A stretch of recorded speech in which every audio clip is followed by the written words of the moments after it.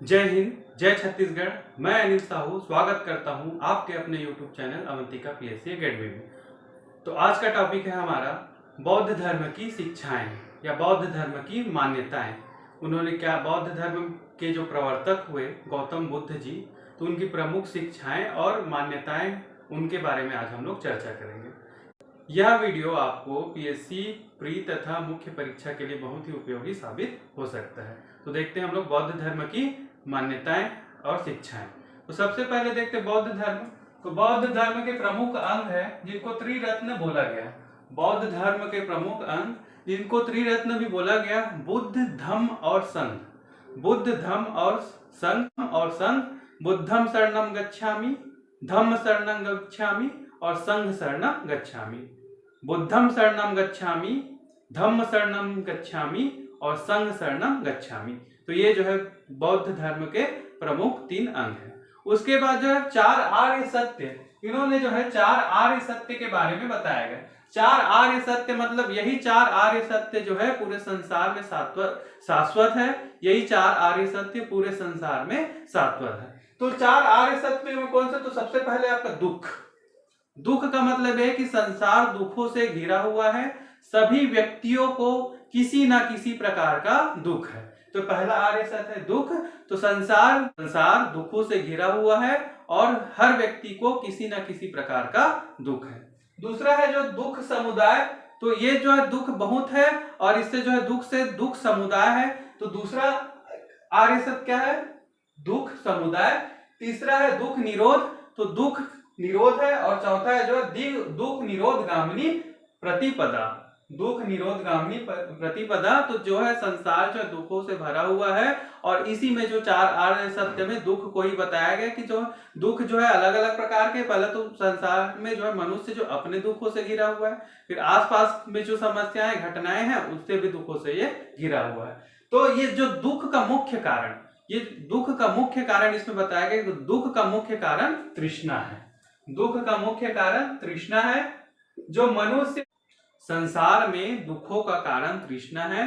तृष्णा का मतलब ये किसी वस्तु, किसी चीज को पाने की लालसा को कहा गया है। अब ये जो है, तो ये जो दुख से बाहर निकलने के लिए गौतम बुद्ध जी ने दुख से बाहर निकलने के लिए अष्टांगिक मार्ग बताया गया। 8 मार्ग बताया गया है जिससे जो है अष्टांगिक मार्ग से इंसान जो है निकल सकता है, मनुष्य निकल सकता है और निर्वाण की प्राप्ति कर सकता है।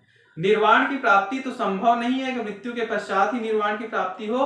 आपको जो है अगर इन मार्गों में जीवन में ही निर्वाण की प्राप्ति होगी। तो ये जो है अष्टांगिक मार्ग, तो अष्टांगिक मार्ग को 3 स्कंध में बांटा गया है। अष्टांगिक मार्ग, तो अष्टांगिक मार्गों को 3 स्कंध में बांटा गया है। जो पहला स्कंध है प्रज्ञा स्कंध।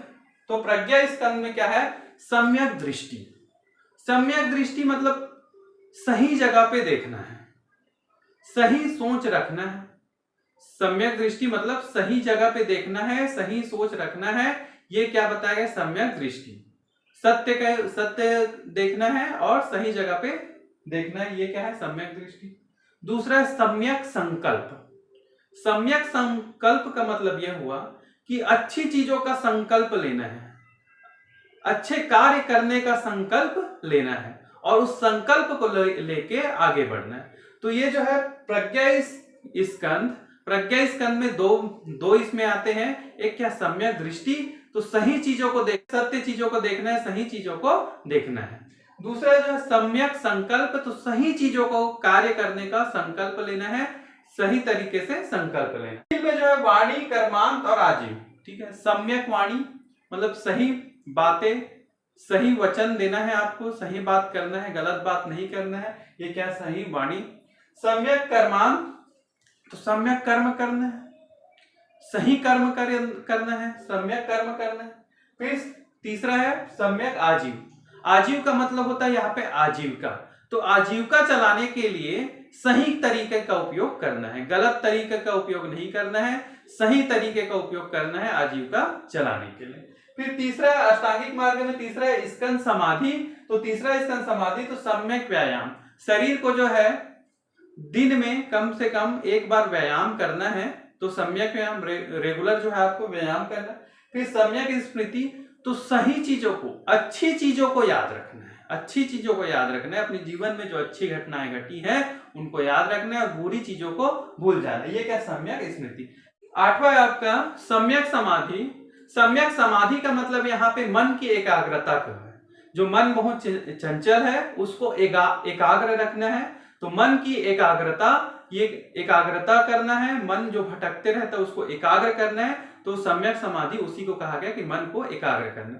तो गौतम बुद्ध जी ने बताया कि जो है संसार दुखों से भरा हुआ है और उन्होंने 4 आर्य सत्य बताए। और इन 4 आर्य सत्य जो है आपका दुख, दुख समुदाय, दुख निरोध और दुख निरोधगामिनी प्रतिपदा। तो इन सबसे हटने के लिए या फिर इन सबसे अलग होने के लिए मार्ग बताया जिसका नाम है अष्टांगिक मार्ग, या इसको स्कंध, 3 स्कंध में इसको बांटा गया है। तो पहला है प्रज्ञा स्कंध, तो इसमें जो है सम्यक दृष्टि और सम्यक संकल्प। दूसरा है आपका शील स्कंध, तो शील स्कंध में वाणी, कर्मांत और आजीव। और तीसरा है आपका समाधि में, तो व्यायाम, स्मृति और समाधि। तो इसको 3 स्कंध में इसको बांटा गया है। फिर इसके बाद बौद्ध धर्म की मान्यताएं। तो पहले मध्यम मार्ग।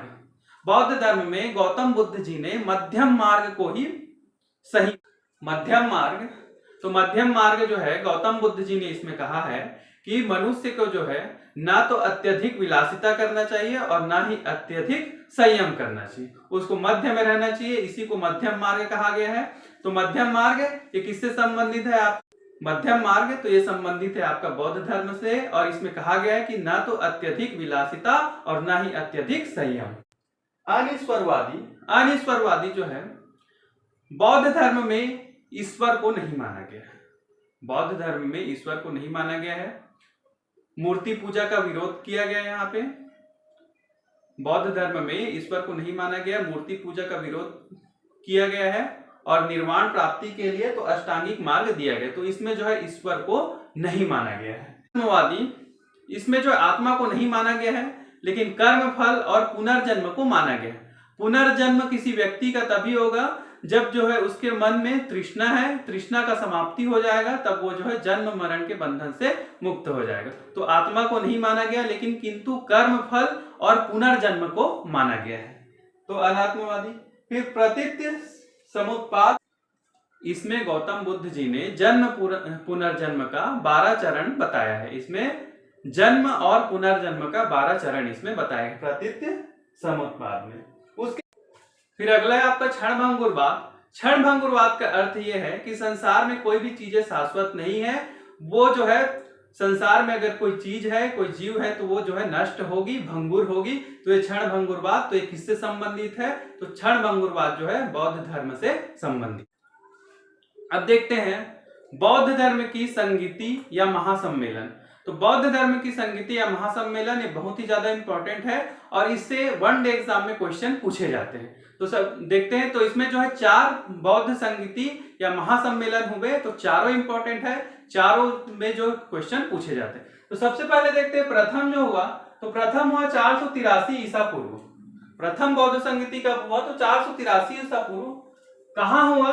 तो जगह का नाम है राजगृह। कहाँ हुआ? तो राजगृह में हुआ। राजगृह के कहा? तो सप्तकर्णी गुफा में। राजगृह के सप्तकर्णी गुफा में हुआ। इस समय शासक कौन था? तो शासक कौन था? अजातशत्रु। ये कौन से वंश का था? तो हर्यक वंश का था। मगध साम्राज्य में हर्यक वंश हुआ, तो उसका शासक अजातशत्रु।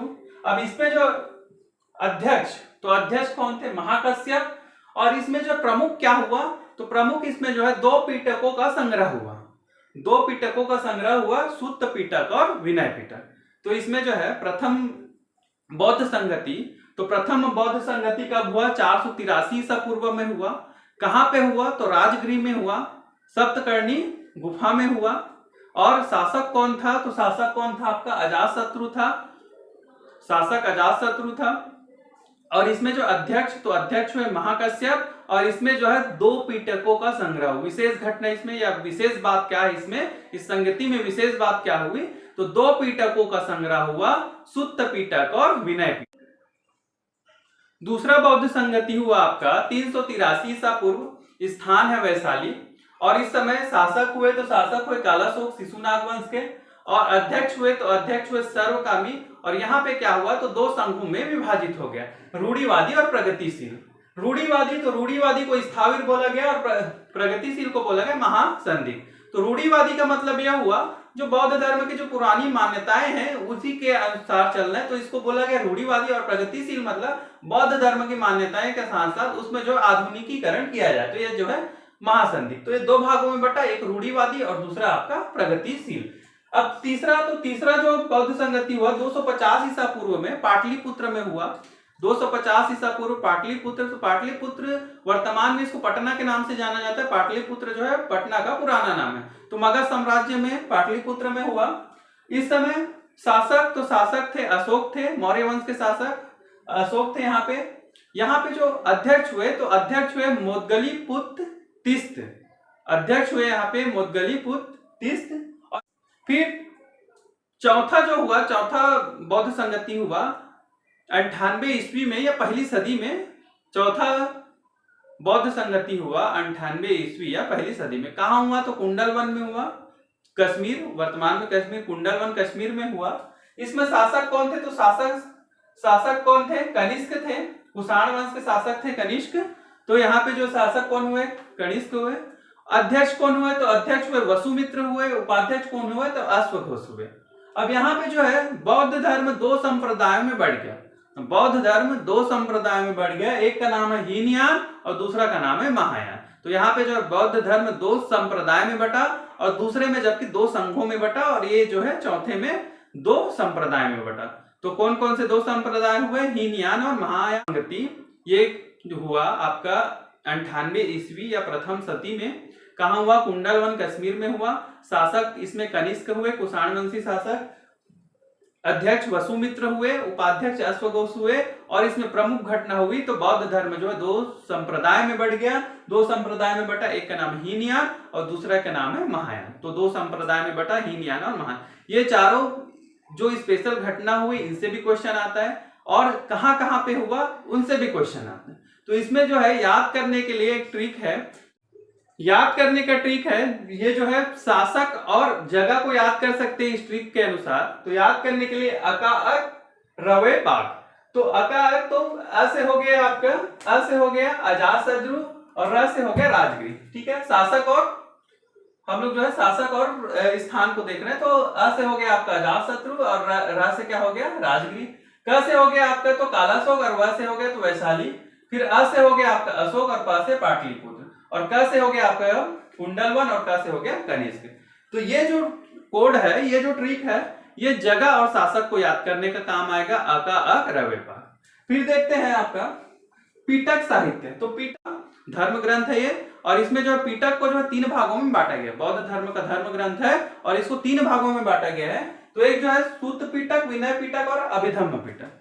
तो सूत पीटक में क्या है तो बौद्ध धर्म जो गौतम बुद्ध जी की शिक्षाओं का संकलन किया गया है। सूत पीटक तो गौतम बुद्ध जी की शिक्षाओं का संकलन किया।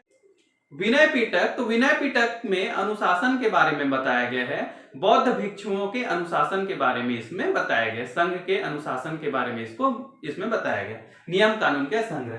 फिर तीसरा अभिधम्म पीटक, तीसरा है आपका अभिधम्म पीटक। तो अभिधम्म पीटक में गौतम बुद्ध जी के दार्शनिक विचारों का संकलन किया गया है तथा उनके उपदेशों की व्याख्या किया गया है। तो इसमें पीटक साहित्य में 3 पीटक है, सूत पीटक, विनय पीटक और अभिधम्म पीटक। अगर आपको वीडियो अच्छा लगा तो लाइक करें, शेयर करें और सब्सक्राइब करें। धन्यवाद।